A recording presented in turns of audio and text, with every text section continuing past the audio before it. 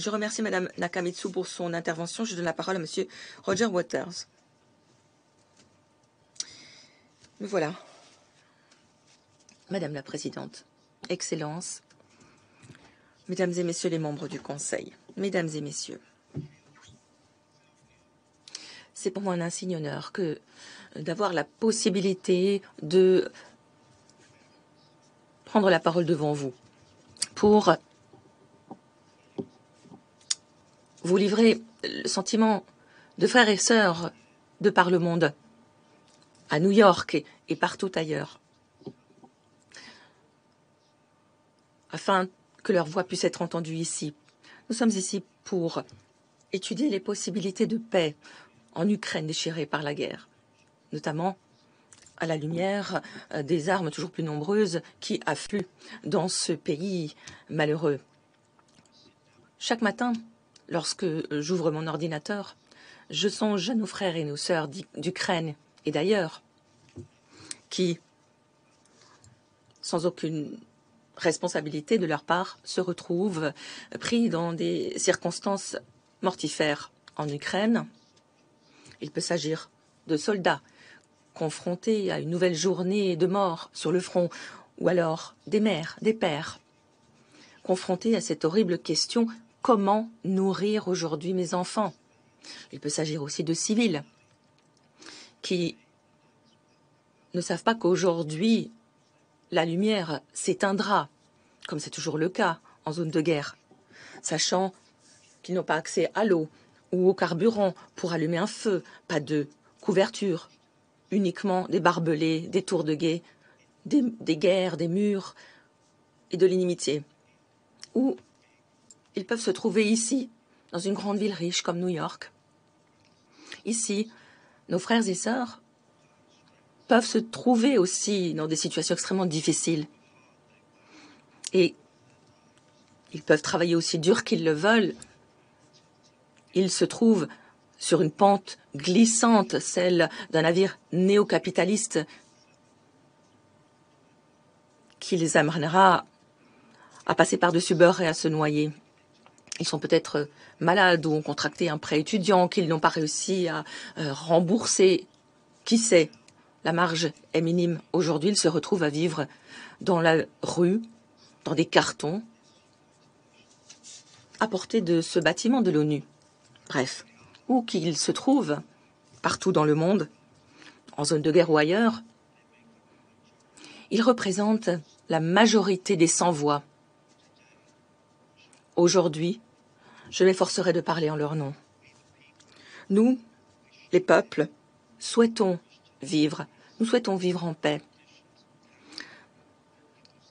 sur un pied d'égalité, pour pouvoir nous occuper de nous-mêmes, prendre soin des êtres qui nous sont chers. Nous sommes des travailleurs, nous travaillons dur et sommes prêts à travailler plus dur encore.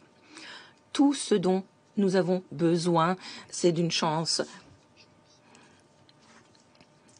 Après 500 ans d'impérialisme, de colonialisme et d'esclavage, ce n'est pas simple. S'il vous plaît, aidez-nous. Pour nous aider, vous devrez tenir compte de notre situation. Pour ce faire, il faudra peut-être placer momentanément vos objectifs personnels de côté. Quels sont vos objectifs? Et j'adresse ici cette question davantage aux 5 membres permanents du Conseil. Quels sont vos objectifs? Comment faire en sorte que les choses s'améliorent? Davantage de profit, davantage de pouvoir, une part plus grande du gâteau mondial? Est-ce que la terre nourricière est un gâteau que l'on peut avaler? On ne peut pas se tailler une part plus grosse du gâteau si cela signifie moins pour les autres. Aujourd'hui, nous devrions peut-être regarder ailleurs, nous pencher sur notre capacité d'empathie, nous mettre à la place des autres, comme aujourd'hui, par exemple, à la place de notre voisin ou de la majorité des sans-voix.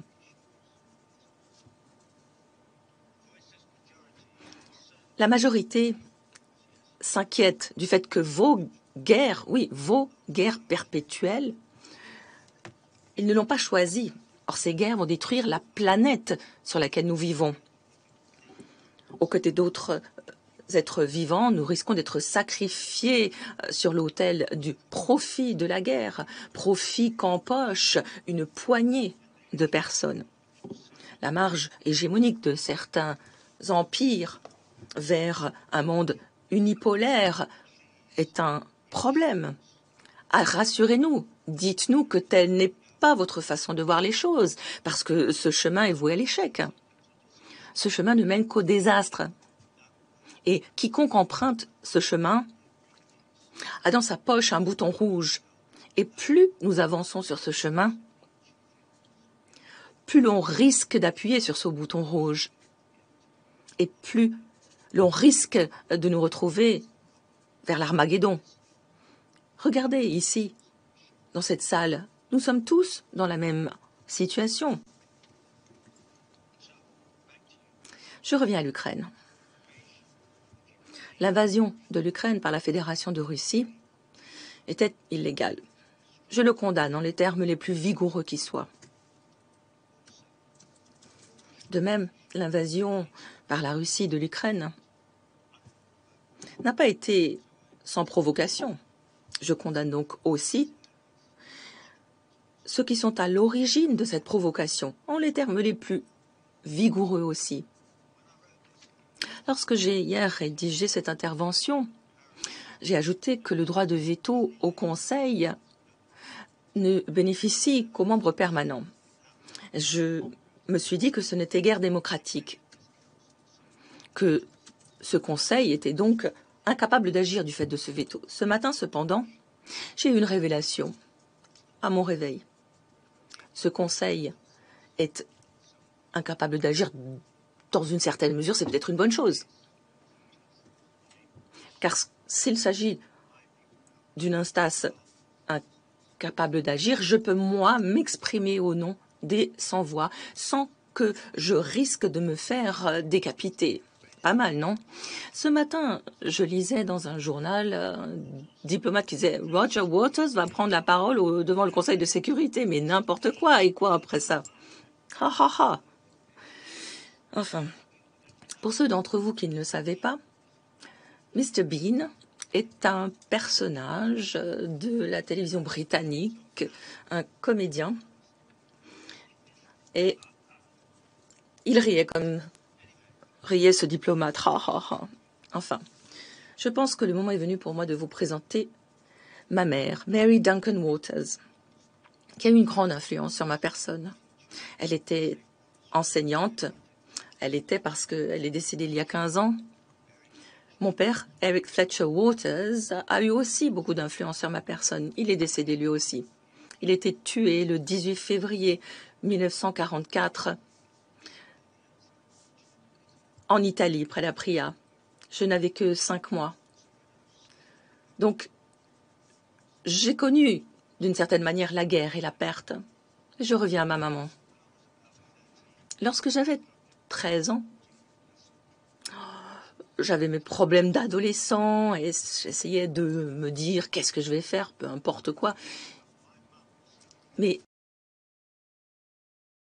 ma mère alors m'avait dit « Écoute-moi, tu vas être confronté à bien des problèmes dans ta vie. Et lorsque ce sera le cas, je te conseille de lire et de lire encore. Essaye de trouver tout ce que tu peux trouver. Étudie le problème sous tous les angles. Écoute tous les avis, en particulier les avis de ceux avec qui tu n'es pas d'accord. Fais des recherches. Et à ce moment-là, le plus gros sera fait. La suite sera beaucoup plus simple. Ah oui? D'accord, maman. Mais que veux-tu dire par là? En fait, ce sera plus facile parce que il te suffira de faire ce qu'il est juste de faire. Waouh! Donc, cela me ramène aux droits humains. Nous, les peuples, souhaitons les droits universels pour nos frères, nos sœurs, partout dans le monde, quelle que soit leur ethnicité, leur religion, leur nationalité. Que les choses soient claires, cela signifie, sans s'en limiter, le droit à la vie, le droit à la propriété devant la loi. Par exemple, pour les Ukrainiens et, par exemple, pour les Palestiniens. Réfléchissez-y.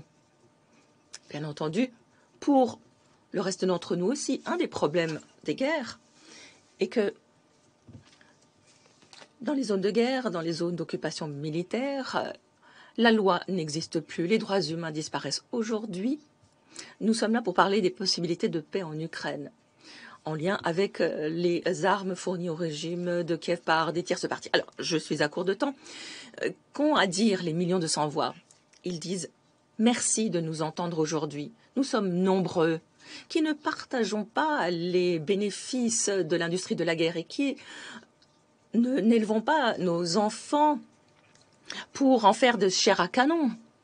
Pour nous, la seule possibilité logique consiste aujourd'hui à demander un cessez-le-feu immédiat en Ukraine, sans conditions, sans prérequis.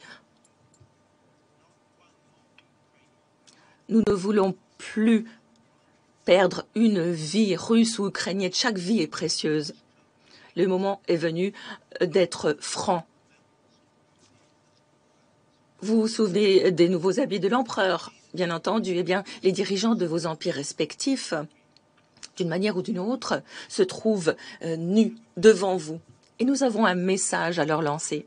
Un message de la part des réfugiés dans tous les camps, un message des favelas, des bidonvilles, un message des sans-abri qui vivent dans les rues froides ou qui sont victimes de tremblements de terre, d'inondations. Il s'agit d'un message de ceux qui meurent de faim ou qui se demandent comment gagner leur pitance, comment se payer un toit sur leur tête et comment nourrir leur famille. Mon pays, l'Angleterre, est, grâce à Dieu, non plus un empire, mais un pays qui, aujourd'hui, est confronté à un choix, manger ou se chauffer. On ne peut plus faire les deux. Et ce cri, nous l'entendons partout en Europe. Apparemment, les guerres perpétuelles sont la seule chose qu'il semblerait possible de maintenir. Pour cette majorité de sans-voix qui, aux côtés des millions de ceux qui luttent contre la guerre, représentent des mandants importants, nous disons « il suffit ». Nous exigeons un changement. Le président Biden, le président Poutine, le président Zelensky, les États-Unis, l'OTAN, la Russie, l'Union européenne, vous tous et toutes, s'il vous plaît, changez de cap, maintenant. Mettez-vous d'accord sur un cessez-le-feu en Ukraine aujourd'hui. Cela, bien entendu, ne sera que le point de départ, mais tout doit partir de ce cessez-le-feu. Imaginez le soulagement mondial, la joie, le chœur de voix internationales qui, en harmonie, chantera la paix. John Lennon chantera depuis sa tombe. Nous sommes enfin entendus dans les couloirs du pouvoir. Les harceleurs ont enfin accepté d'arrêter de jouer à ce jeu de la guerre nucléaire et nous n'allons pas perdre la vue dans un holocauste nucléaire après tout. En tout cas, pas aujourd'hui. Les puissances en place ont été convaincues de renoncer à la course aux armements, à cette guerre perpétuelle. Nous pouvons enfin cesser de gaspiller nos précieuses ressources pour la guerre et nous pourrons nourrir nos enfants, les garder au chaud. Nous pourrons peut-être même apprendre à coopérer avec tous nos frères et nos sœurs, voire sauver cette planète si belle qui est la nôtre de la destruction. Ne serait-ce pas formidable? Excellence, je vous remercie pour votre attention. Je remercie M. Waters pour son intervention.